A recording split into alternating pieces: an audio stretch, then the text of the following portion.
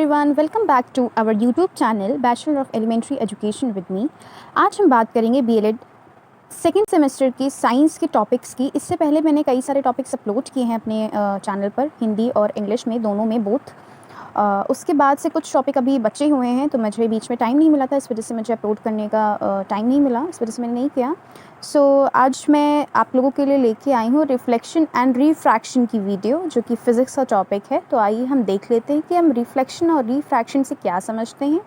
पर जो थोड़ी सी राइटिंग जो है हमारी थोड़ी सी गड़बड़ है, बट यहाँ पे जो कंटेंट है वो बहुत ही इजी लैंग्वेज में आपको प्रोवाइड मैं करूँगी, जिससे कि आप एग्ज़ाम में यही अगर लिख के आओगे तो आपको 16 में से 13-14 मार्क्स ज़रूर से मिलेंगे। मैं कहूँगी 15 भी मिल सकते हैं, क्योंकि लखनऊ यूनिवर्सिटी का ये एजेंडा है कि वो फुल मार्क्स नहीं देते हैं। तो मेरे कहने का मतलब है, अगर फुल मार्क्स भी ना दें तो कम भी ना मिलें। समझ रहे हैं आप मेरी बात? तो चलिए स्टार्ट करते हैं बिना टाइम वेस्ट करें। The direction of light rays changes when they reflect from one transparent medium into another or travel through a medium whose composition is continuously changing. When light travels through the different medium, two phenomena happen. They are reflection and refraction. बच्चों, यहाँ पे आप लोगों में से बहुत से लोगों ने पहले पढ़ रखा होगा, जो कि साइंस स्ट्रीम से बिलोंग करते होंगे, तो ये फिज़िक्स में आपके टॉपिक आ जाता है। आपको 9th-10th में आपको बहुत अच्छे से पढ़ाया गया होगा, तो आपने रिफ्लेक्शन और रिफ्रैक्शन पढ़ा होगा। तो रिफ्लेक्शन क्या होता है कि जब आप देखते हो कि आप कोई मिरर लिए हो, ठीक है, उस पर अगर सनलाइट आ रही है, पड़ रही है, तो वो रिफ्लेक्ट होती है। आप उसको बचपन में आपने किया भी होगा कि आप ऐसे शीशा दिखा के आप उस पर सनलाइट के सामने यूँ करते, वो चमकता है। तो वो चीज़ हमारी क्या हो जाती है? रिफ्लेक्शन होती है। और यहाँ पे रिफ्रैक्शन की भी बात कहेगी, तो रिफ्रैक्शन हमारा क्या होता है, जब आप एक कोई सा बीकर ले लें या कोई सा ट्रांसपेरेंट ग्लास ले लें कांच का, और उसको आधे ग्लास जो है वो यहाँ तक कि आप भर दें, उसको पूरा मत भरें, या पूरा भी भर दें, आधा ग्लास भरेंगे तो आपको ज़्यादा अच्छे से दिखेगा। आप आधा ग्लास भर दें, उसके अंदर पेन आप ऐसे डाल दें या पेंसिल डाल दें, तो आपको दिखेगा कि वो पेंसिल ऊपर से तो एकदम स्ट्रेट है, लेकिन जैसे ही मैंने उसको अंदर से वो डिप हो जाती है, पानी के अंदर डूबी हुई, तो वो तिरछी हो जाती है, थोड़ी सी टिल्ट हो जाती है। जैसे कि आपने ऐसा पेन ऐसे आपके हिसाब से ऐसा पेन रखा है, लेकिन जब वो अंदर वाटर में डूब जाता है तो वो हल्का सा टिल्ट हो जाता है, थोड़ा सा तिरछा हो जाता है, तो उस चीज़ को हम रिफ्रैक्शन कहेंगे। आइए हम देख लेते हैं रिफ्लेक्शन को एक एज अ सिंपल टर्म्स में। In simple terms, reflection implies the rebounding of light, sound, heat और another object back to the source without absorbing it. जैसे कि मैंने बताया कि रिफ्लेक्शन क्या होता है, वही सेम चीज़ यहाँ पे लिखी हुई है कि रिफ्लेक्शन क्या है? बाउंडिंग बैक, लाइट हो, चाहे साउंड हो, चाहे हीट हो, इन सभी चीज़ों को अगर वो मिल रही हैं सामने से, वैसे ही सेम डायरेक्शन में वापस जा रही है, तो वो हमारा रिफ्लेक्शन कहलाता है। It changes direction of the beam of light. यहाँ पे दो केस होते हैं, रेगुलर और इरेगुलर का। यहाँ पे सीधी जैसे लाइट आ रही है तो वैसे सीधी वापस जा भी सकती है, और ऐसे अलग अलग डायरेक्शन में भी जा सकती है। तो रिफ्लेक्शन दोनों केस में हो सकता है। हमारा एक होता है ना, जैसे आए वैसे ही वापस जाए, तो वो भी रिफ्लेक्शन कहलाएगा। अगर एक होता है जैसे आ रही है लाइट और फिर अलग अलग टुकड़ों में बिखरी जाए, तो भी वो रिफ्लेक्शन कहेगा। So it changes direction of the beam of light when it falls on the plane, so that the ray goes back to the medium in which it is generated. यहाँ पे मैंने डायग्राम के through आपको बताया है कि incident ray, जो हमारी रे आती है, हम लोग उसको इंसिडेंट रे कहते हैं। और ये मान लीजिए हमारा कोई ऑब्जेक्ट है, हमारा कोई मिरर है, तो वहाँ पे ये इंसिडेंट रे हमारी गिरती हुई, फॉल हुई, फिर इसको रिफ्लेक्ट हुई। देखिए यहाँ पे जो रे है हमारी रिफ्लेक्ट हो गई, तो इनके बीच में जो एंगल है आप देख रहे हैं, एंगल ऑफ क्या है? ये रिफ्लेक्शन बनता है इधर साइड का, और ये नॉर्मल हमारी कहलाती है, जो बीच वाली लाइन हमारी नॉर्मल कहलाती है, और इसके इधर वाला एंगल ऑफ इंसिडेंस कहा जाता है। इन्हीं दोनों की वजह से यहाँ पे हमारा एक लॉ निकल के आता है। क्या है लॉ हमारा? The angle of reflection says the angle of incident is identically to the angle of reflection. यहाँ पे क्या है? Angle I is equal to angle R. ये हमारा जो पहला लॉ है, ये स्टेट यहाँ पे करता है कि हमारा जो एंगल ऑफ इंसिडेंट है वो इक्वल रहता है एंगल ऑफ रिफ्लेक्शन के। आप यहाँ पे खुद देख पा रहे हैं, और मैं आपसे कहूँगी कि आप ये डायग्राम ज़रूर से बनाइएगा अपने एग्जामिनेशन में, जिससे कि एग्जामिनर को आपके आंसर्स के बारे में और अच्छे से क्लैरिटी मिल पाए। यहाँ पे सेकेंड लॉ भी हमारा है, लॉज ऑफ रिफ्लेक्शन में हमारे दो लॉ आते हैं। तो यहाँ पे सेकेंड लॉ हमारा क्या है कि the ray of incidence, the ray of reflection and the normal drawn at the same point of incidence to the mirror occurs on the same place. यहाँ पे आपने क्या देखा डायग्राम में कि जो हमारी इंसिडेंट रे है, जो हमारी नॉर्मल है, जो हमारी रिफ्लेक्टेड रे है, वो एक ही पॉइंट पे लाई करते हैं, एक ही सरफेस के पॉइंट पे लाई करते हैं। तो ये हमारा जो सेकंड लॉ है वो यही स्टेट करता है। आई होप ये आपको लॉ अच्छे से समझ में आ गया होगा। अब हम बात करें कि reflection can be two types. हमारे रिफ्लेक्शन दो टाइप के होते हैं। कौन कौन से होते हैं? रेगुलर होता है और एक इर्रेगुलर होता है। रेगुलर में क्या होता है कि regular reflection is a termed a specular reflection which occurs when the beam of light falls on a regular polished on an smooth plane. क्या होता है कि जब हमारी लाइट जैसे किसी प्लेन या स्मूथ सरफेस पे पड़ती है, फॉर एग्जांपल जब हम कोई भी बीम ऑफ लाइट थ्रो करते हैं मिरर पे, तो वो एकदम स्मूथ और चिकना होता है, वो reflect back in the same direction में। हमारी जो रिफ्लेक्शन होती है सेम डायरेक्शन में होती है, बहुत ही चमचमाहट के साथ में जाती है। तो उस चीज़ को हम बोलेंगे रेगुलर रिफ्लेक्शन। अब हम बात करेंगे इर्रेगुलर रिफ्लेक्शन के जस्ट इसका अपोजिट होता है। जब हमारी बीम ऑफ लाइट फॉल होती है किसी रफ सरफेस पे, तो वो क्या होती है कि वो इर्रेगुलर डायरेक्शन में जाती है, वो straight forward back to back direction में नहीं जाती। हालांकि रिफ्लेक्शन वहाँ भी होता है, लेकिन होता नहीं कि वो ऐसे कहीं कहीं भी इधर जा सकती, कभी उधर जा सकती, कभी इधर, तो वो स्ट्रेट बैक टू बैक में नहीं जाएगी। तो वहाँ पे केस हो जाता है इर्रेगुलर का। मैं पढ़ भी देती हूँ। Irregular reflection termed as diffuse reflection which occurs when the beam of light falls on the rough surface and reflects light in various direction. वही बात यहाँ पे कही गई है। आई होप ये पॉइंट आपको क्लियर हो गया होगा। अब हमारा रिफ्लेक्शन का कॉन्सेप्ट क्लियर हो गया, लॉ क्लियर हो गया, टाइप क्लियर हो गया। अब हम बात करते हैं रिफ्रैक्शन की। रिफ्रैक्शन भी मैंने आपको बताया एक अच्छा सा एग्जांपल देके ग्लास ऑफ वाटर का। अब हम पढ़ लेते हैं कि है क्या इसमें। रिफ्रैक्शन इज़ द बहुत ही सिमिलर टर्म है, तो याद रखिएगा ये रिफ्रैक्शन है वो रिफ्लेक्शन है।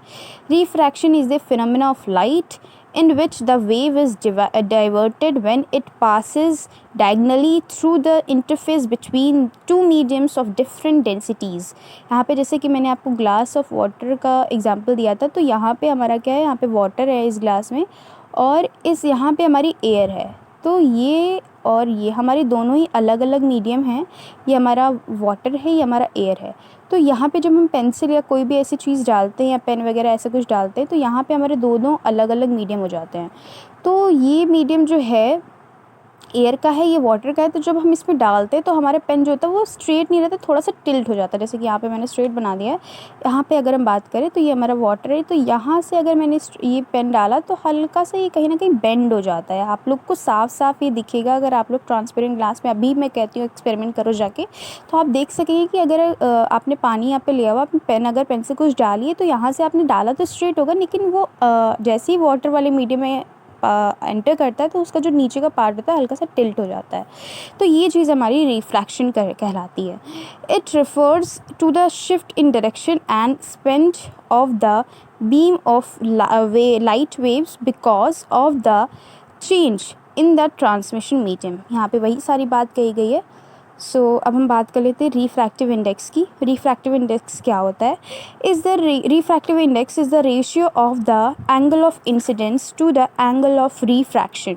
हमारा क्या है रिफ्रैक्टिव इंडेक्स? अगर मैं आसान शब्दों में आपको बताऊं कि रिफ्रैक्टिव इंडेक्स हमारा वो चीज़ होती है, जैसे कि आपने यहाँ पे पेन कोई डाला तो ये कितने उससे मुड़ा या कितनी स्पीड से गया या क्या है, तो वो सारी चीज़ें यहाँ पे रिफ्रैक्टिव इंडेक्स हमारा बताता है कि यहाँ पे अगर वो कोई भी चीज़ हम डाल रहे हैं एक मीडियम से दूसरे मीडियम तक की, तो वो किस स्पीड से चेंज हुआ या क्या किस तरीके से चेंज हुआ, तो वो चीज़ हमारी रिफ्रैक्टिव इंडेक्स बताती है।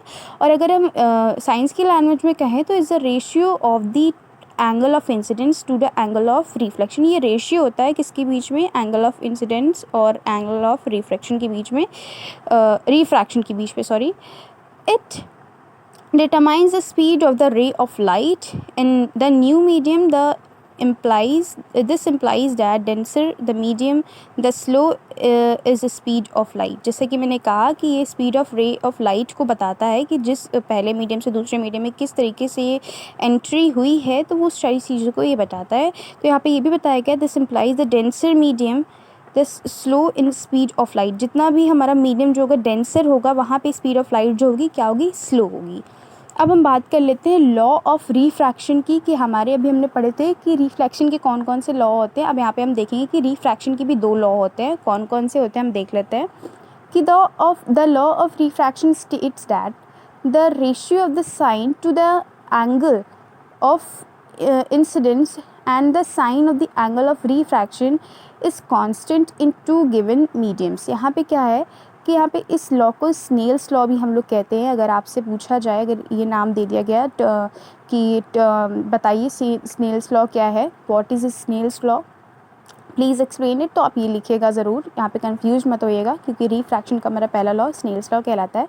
तो यहाँ पे क्या बताया गया है कि the ratio of the sine angle of incidence and sine angle of refraction is equals to constant. ये हमारा पहला लॉ है, स्नेल्स लॉ। ये हमें स्टेट करता है कि the ratio of the sine of the angle of incidence and the sine of the angle of refraction is constant in two given mediums। जैसे कि यहाँ पे एयर है, ये वाटर है, तो इन दोनों के बीच का जो हम कह सकते हैं रेशियो है वो कांस्टेंट होगा। तो ये हमारा पहला लॉ एक्सप्लेन करता है हमें। The incident ray, the refracted ray and the normal ray at the interface of any two given mediums all lie in the same place। यहाँ पे बताया गया है कि जो हमारी इंसिडेंट रे या रिफ्रैक्टेड रे है और जो हमारी नॉर्मल रे है वो एक ही लाइन पे लाई करती है at any two given mediums all lie in the same plane. जैसे कि इसमें रिफ्लेक्शन में भी हमने देखा था कि एक ही उसमें लाई करती है, तो यहाँ पे भी सेम वही केस है। So there are various phenomena which are based on refraction, such as apparent bending of object that is partially submerged in water and the mirrors observed in a hot sandy desert। जैसे कि मैंने आपको आधा pen डूबने वाला example जो दिया था वो यहीं पे बात यहाँ पे कही गई। यहाँ पे देखिए मैंने रिफ्रैक्शन का यहाँ पे एग्जांपल से आपको बताया है, यहाँ पे मैंने डायग्राम भी बनाया है कि हमारा क्या है, एक यहाँ पे एयर का मीडियम है, यहाँ पे वाटर का मीडियम है, यहाँ पे हमारी जो इंसिडेंट रे आई है, लेकिन यहाँ हमारा मीडियम दूसरा है, एयर का मीडियम है। और जैसे ही वाटर में उसने एंटर किया, देखिए अपनी यहाँ से उसने पाथ चेंज कर ली है। हमारी जो लाइन है वो स्ट्रेट आनी चाहिए थी, लेकिन यहाँ पे बेंड हो गई है, समझ रहे हैं। तो यहाँ पे देखिए एंगल ऑफ इंसिडेंट है, ये नॉर्मल रे है हमारी, और यहाँ पे जैसे ही यहाँ पे रिफ्लेक्टेड रे आई तो ये हमारा एंगल ऑफ रिफ्रैक्टेड हो गया, रिफ्रैक्शन। तो यहाँ पे देखिए यहाँ कैसे इस बीम ऑफ लाइट ने अपना पाथ, अपनी डायरेक्शन चेंज कर ली। अब अगर हम बात कर लेते हैं difference between reflection and refraction, तो ये भी बहुत इंपॉर्टेंट पॉइंट है हमारा, तो चलिए देख लेते हैं। सबसे पहला पॉइंट है reflection is the bouncing back of light when it strikes a smooth surface. यहाँ पे आप देखते हो कि रिफ्लेक्शन क्या होता है कि रिफ्लेक्शन हमारी लाइट की बाउंसिंग बैक है। जब भी कोई स्मूथ सरफेस पे पड़ती है, कोई मिरर पे अगर लाइट पड़ती है तो वो क्या करती है, तुरंत ही वापस भेज देती है। लेकिन रिफ्रैक्शन हमारा क्या होता है, बेंडिंग ऑफ लाइट है। यहाँ पे क्या होता है, हमारी लाइट जो होती है वो स्ट्रेट जाती है लेकिन बेंड हो जाती है। यहाँ पे रिफ्रैक्शन हमारा ये कहलाता है, और ये हमारा एक मीडियम से दूसरे मीडियम में ट्रैवल करता है।